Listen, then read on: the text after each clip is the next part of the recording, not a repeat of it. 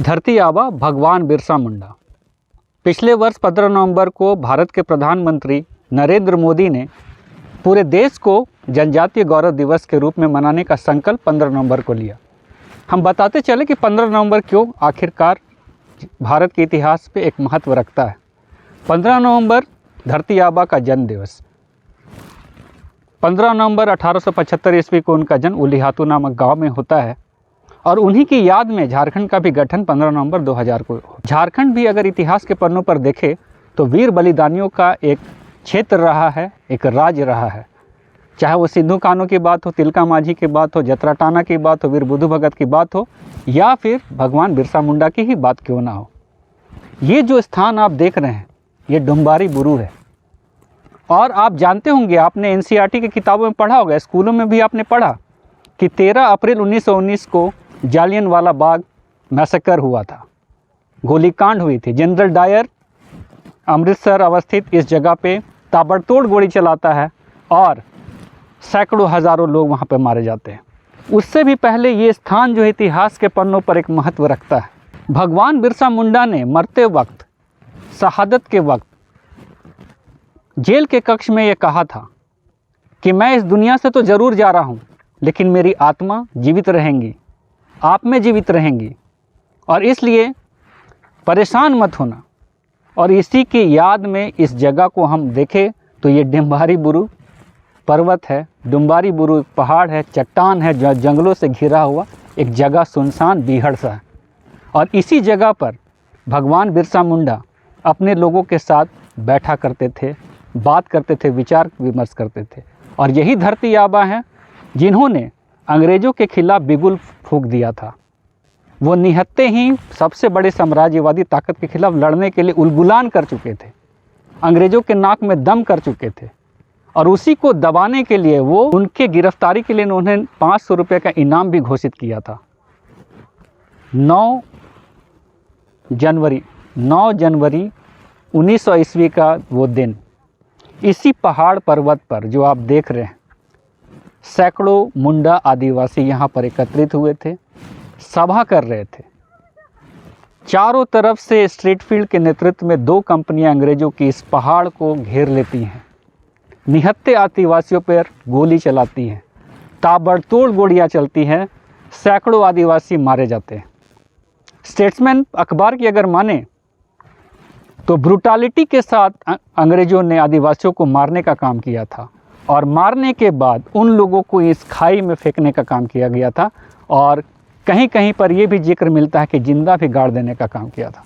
आप समझ सकते हैं कि किस तरीके से नृशंस कुकृत्य जो है अंग्रेज़ों ने आदिवासियों के खिलाफ़ में की थी, उन लोगों के खिलाफ़ में की थी जो अंग्रेज़ों जैसी बड़ी साम्राज्यवादी ताकत से लोहा लेने का काम किया था। पीछे में आप देख रहे हैं कि स्तूप बनी हुई है। ये 110 फीट का जो ये स्तूप देख रहे हैं, ये पत्थर से बनी हुई है और ये स्मारक है, वीर बिरसा मुंडा की याद में इसको बनाई गई है। आज बहुत सारे लोग यहाँ पर आते हैं। हालांकि ये बीहड़ जंगलों में है, पहाड़ों से घिरा हुआ क्षेत्र है, फिर भी उनको नमन करने के लिए यहाँ सैकड़ों लोग आते हैं। गुजरात, महाराष्ट्र, राजस्थान के भी लोग यहाँ आते हैं, क्योंकि आज भगवान बिरसा मुंडा किसी परिचय के मोहताज नहीं है। उनके अनुयायी पूरे भारतवर्ष के साथ साथ देश विदेश में भी हैं, जो उनके उपलब्धियों को मानते हैं कि 25 वर्ष की उम्र में ही उन्होंने वो कर दिखाया जो बड़े बड़े हस्तियां नहीं कर पाते। तो ये झारखंड का इतिहास है। इस वर्ष भारत के प्रथम नागरिक महामहिम राष्ट्रपति द्रौपदी मुर्मू उलीहातू 15 नवंबर को आएंगी। उनके आयोजन को लेकर अच्छी खासी तैयारी उलीहातू में हो रही है, झारखंड सरकार के द्वारा हो रही है। यहाँ भी अनेक पदाधिकारी आ रहे हैं तैयारी को लेकर। लेकिन अगर हम सच्चाई से बात करें तो आज भी कहीं ना कहीं भगवान बिरसा मुंडा की जो शहादत है, उनकी जो इच्छाएं थी, उनकी जो आकांक्षाएं थी यहाँ के लोगों को लेकर, जंगल ज़मीन के अधिकार को लेकर, उसकी लड़ाई आज भी मुंडा आदिवासी के साथ साथ अन्य जनजातियों के लोग भी लड़ रहे हैं। कहीं ना कहीं उनके वन उपज और उसके साथ साथ जल जंगल जमीन का अधिकार की जो बात है, शायद उनको लगता है कि वो नहीं हो रही। खूंटी ज़िले में अवस्थित ये जगह उलीहातू से लगभग 15 किलोमीटर दूर एक ऐसी जगह है जहां लोग आना तो चाहते होंगे, लेकिन ये दुर्लभ सा जगह है। इस जगह को विकसित करने की ज़रूरत है ताकि लाखों लाख लोग यहाँ पर आ सके और उनका जो बलिदान है उसको समझ सके कि इन्हीं पहाड़ों के बीच में, इन्हीं चट्टानों के बीच में उनके लोगों ने शहादत दी थी और वो सभा करते थे सबसे बड़ी साम्राज्यवादी ताकत के ख़िलाफ़ में, ब्रिटानिया हुकूमत के ख़िलाफ़ में, और लोहा लेने का काम करते थे।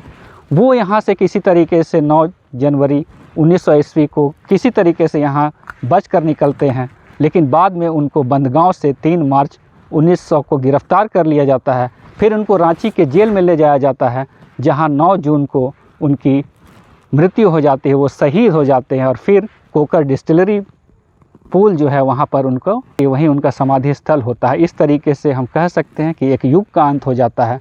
लेकिन उन्होंने मरते वक्त इस बात को कहा कि मैं तो इस दुनिया से ज़रूर जा रहा हूँ, लेकिन मेरी आत्मा यहाँ के लोगों के बीच में जलती रहेगी। मेरे क्रांति की जो बीज है वो कहीं ना कहीं इन लोगों के बीच में ही रहेगी। इसीलिए ज़्यादा हताश होने की ज़रूरत नहीं है। और इसीलिए आज भी यहाँ के झारखंडी मूलवासी आदिवासी जो है उनके विचारों को लेकर क्रांति का बीज डालने की कोशिश करते रहते हैं और उनके उलगुलान को आगे बढ़ाने का काम करते रहते हैं। ऐसा लगता है कि उनके सपनों का ये राज्य, ये देश आने वाले समय में ज़रूर बनेगा। फ़िलहाल के लिए हमारे सहयोगी विकास मिंज के साथ अबुआ बिहान के लिए अजय टोप्पो का धन्यवाद। और आज के दिन में हम उस महान शख्सियत को नमन करते हैं। जोहार।